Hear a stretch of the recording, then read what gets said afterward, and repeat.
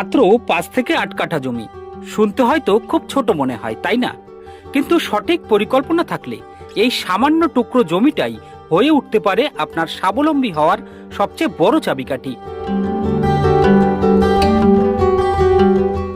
আজ আপনাদের দেখাবো কিভাবে শুধুমাত্র একটা বিষয়ের উপর নির্ভর না করে বুদ্ধিদীপ্ত মিশ্র খামার ব্যবস্থাপনার মাধ্যমে কিভাবে প্রতি মাসে ভালো পরিমাণে আয় করা সম্ভব। একবার চোখ ফেরান এই দৃশ্যটির দিকে। সুন্দর পার বাঁধানো একটা পুকুর, সেখানে মনের আনন্দে খেলে বেড়াচ্ছে রুই, কাতলা এবং মৃগেল মাছ। কিন্তু চমকের এখানেই শেষ নয়। পুকুরের ঠিক ওপরেই কোনায় মাচা করে তৈরি হয়েছে 500 মুরগির থাকার একটি আধুনিক খাঁচা।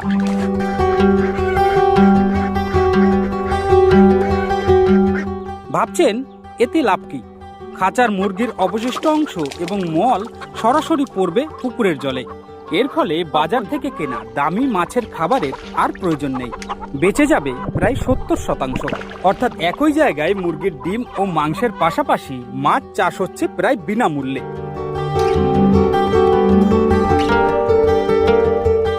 এবার নজর দিন পুকুরের পাড়ের দিকে। কি সুন্দর শৃঙ্খলা!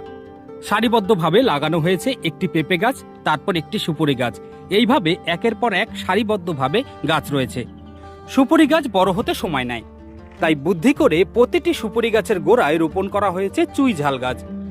সুপারি গাছকে আশ্রয় করে চুই ঝাল গাছ লতার মতন বাড়ছে। আর আপনার আয়ের অঙ্কটাও কিন্তু ততটাই পোক্ত হচ্ছে, কারণ বাজারে চুই ঝালের চাহিদা এবং দাম দুটোই আকাশ ছোঁয়া। আর পেঁপে গাছ আপনাকে দিতে পারে মাত্র কয়েক মাসেই একটা নিশ্চিত আয়। আর অবশিষ্ট ডাঙার ফাঁকা জায়গাগুলিকে ব্যবহার করতে আপনি পালন করতে পারেন দেশি মুরগি, আর সেই সঙ্গে কিছু পরিমাণ ছাগল। এদের পেছনে আলাদা করে কোনো খরচ নেই, অথচ বছর শেষে এরা আপনাকেই দেবে এককালীন মোটা অঙ্কের লাভ।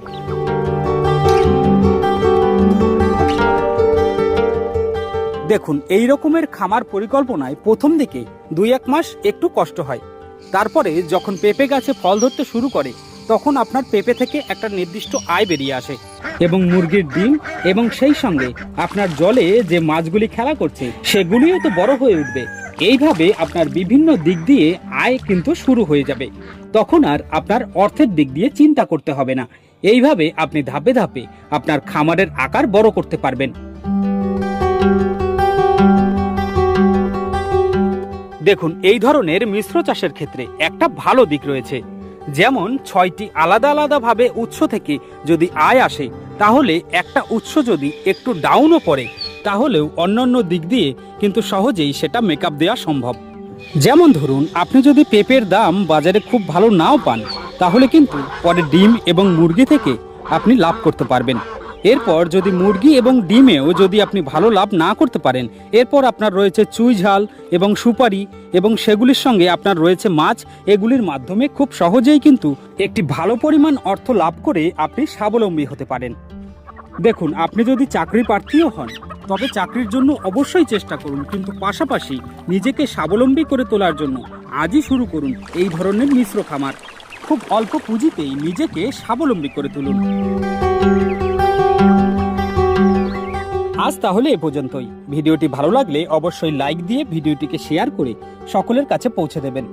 আমরা আবারও কোনো নতুন ভিডিও নিয়ে খুব শীঘ্রই ফিরে আসব। ততক্ষণ আপনারা ভালো থাকবেন, সুস্থ থাকবেন।